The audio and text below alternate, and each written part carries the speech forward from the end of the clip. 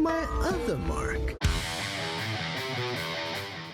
Who's the handsome hero we all love and adore? Monkey King. And more importantly, who's the handsome narrator we all love and adore? It's me, Kifinosi with WickedBinge, and this is Netflix's The Monkey King, Good to Evil. Spoilers, by the way, this movie is brand new, and with vibrant animation and good humor, it's worth a watch if you're interested. And honestly, when one of your movie's main characters is literally Buddha himself, I mean, come on, how much competition can there be? Sure, as we'll see later, not every supernatural figure is quite as altruistic as the wise golden baby-shaped deity, but Buddha thankfully breaks the mold. Buddha is, in the culture of China at least, a prominent religious figure involving peace, contentment, and compassion, none of which our admittedly anti-heroic protagonist has much of. Although this Buddha could easily have been the antagonist of the movie, he simply works to keep the universe in balance at all times, and to ensure that everyone therein has a chance to find their own path. Even towards the end of the movie, where he honestly has every right to destroy the rampaging Monkey King, he instead recruits Lin to help get through to him, leading to him being imprisoned to reflect on his arrogance until he's needed again. The Buddha sent us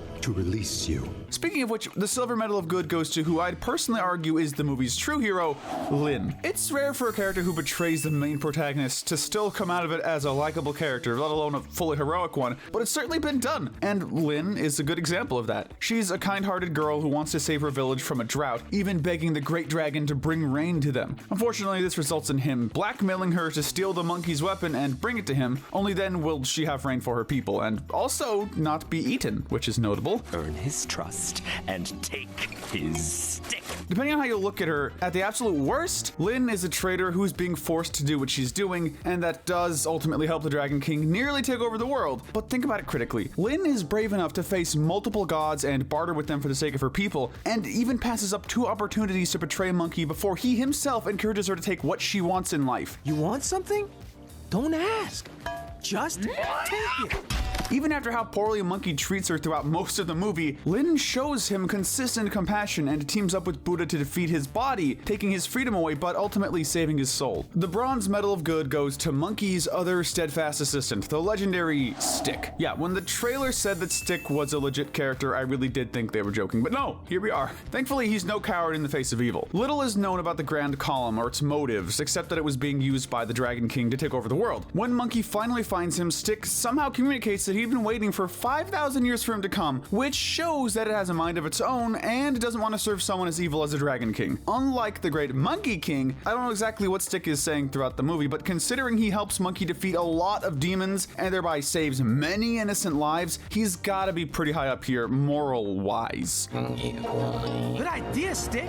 I hope he gets those guitar lessons one day though. Wait. Oh, that's the end of the good guys, huh? Alright, don't worry. The gray area will be just as interesting. In this territory, we finally talk about a certain monkey. That's right, it's time to judge the elder monkey. In most kids' movies, you'd expect this guy to be the stubborn old mentor with a heart of gold. Sure, he's hard on the main character, but that's because he cares, and he wants the little guy to live a happy and safe life. And that's absolutely true for the monkeys in his tribe. He gives them bits of wisdom on how to live safe, peaceful lives without reaching beyond what they're meant to. If the coconut is meant for you, it will be in reach, so he says. But when our handsome young hero steps onto the scene, his hyperactivity results in several being captured by demons, and promptly the elder immediately exiles him. If this were his only misdeed, he might still be in the good. After all, the guy is making a solid effort to protect the defenseless children under his care, and if someone's endangering that, they can't stay around, kid or otherwise. But even after Monkey returns to save a baby from another demon, Elder Monkey refuses to accept him, promising he'll never be one of them.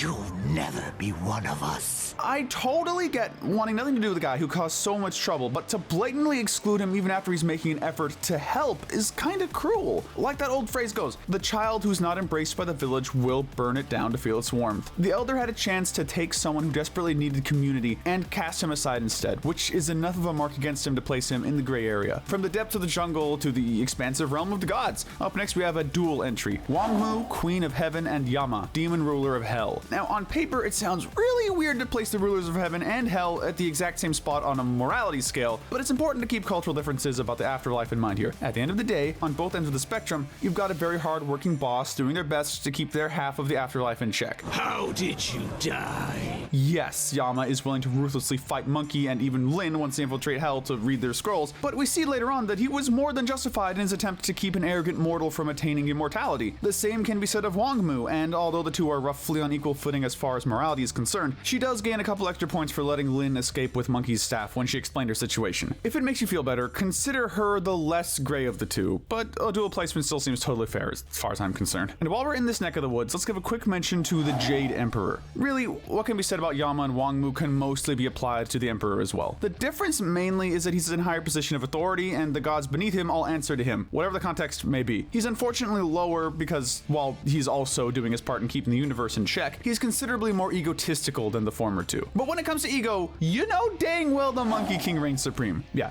no elaboration needed for who wins the Pride Sinner Medal. Far from your typical rosy-cheeked family film protagonist, Monkey King is a narcissistic, self-absorbed fighter who wants to become immortal and to be accepted amongst the gods. At best, he's an anti-hero, and honestly, the hero aspect is up for debate throughout most of the movie since he's only really fighting for himself. Furthermore, he's a huge jerk to pretty much everyone around him, especially Lin, who he literally abandons in hell at one point to buy himself time. Act like a ghost.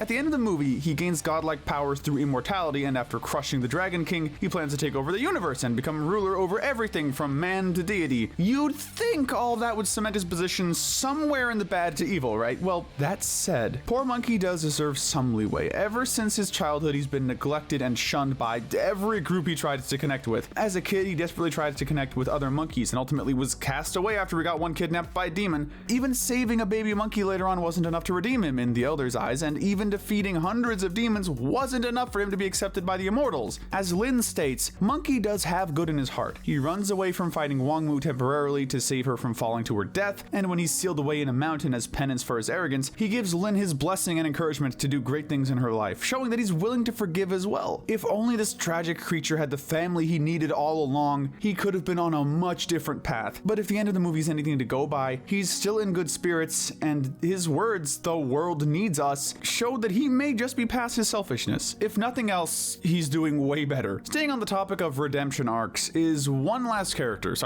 last characters who belong to the gray area, Babo and Benbo, a ditzy pair of minions to the Dragon King. These two are willing to do whatever the Dragon King demands of them, which is reasonable given the alternative. We hardly knew you, random unnamed minion number 3. Rest easy, King. Now, given how evil the Dragon King is, how are these two not higher? Well, simple, they don't like serving the guy at all. It seems like their stupidity, which earns them the Darwin Medal, by the way, got them into a crappy situation they can't get out of alive. The moment the Dragon King is shrunk down and defeated, they bail. Not even out of fear, just the sheer desire to find a new career. In the film's epilogue, they're putting their bee costumes to good use and running a boba stand peacefully. They've caused a lot of trouble, but everyone deserves a second chance if you ask me. And they're pretty funny, that's worth some brownie points, right? We've now reached our final 2 entries. Finally, we now venture into the bad to evil. Our runner-ups are a massive umbrella entry, the various demons Monkey King defeated during his time in immortality training. Oftentimes in fiction, demons are less than the typical soulless monsters they're known as in the real world. The Monkey King is not one of these works. These demons are bad news. From the red girl who takes legitimate pleasure in toying with her prey and enjoying their fear, to the demon of havoc who has no problem kidnapping baby monkeys to use as food. They're pretty messed up. You could almost argue that they're animalistic in nature, but they seem to have human intelligence, so the fact that they're so unapologetically cruel definitely confirms they're deserving of a bad tier placement, and also the Wrath Medal. Do you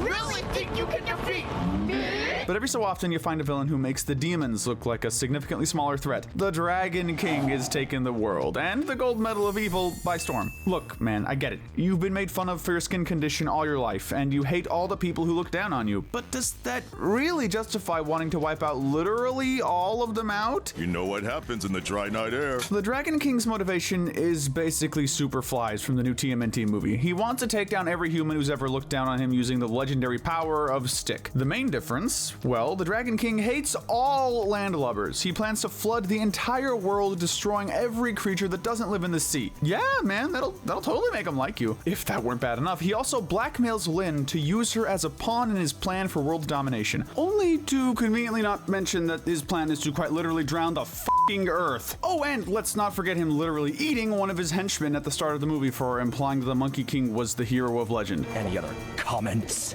Input? His denial and cruelty over this earn him the Envy Sinner Medal, and quite literally everything else about him earns him the Gold Medal of Evil. Here's hoping he doesn't find any more mythical sticks of godlike power.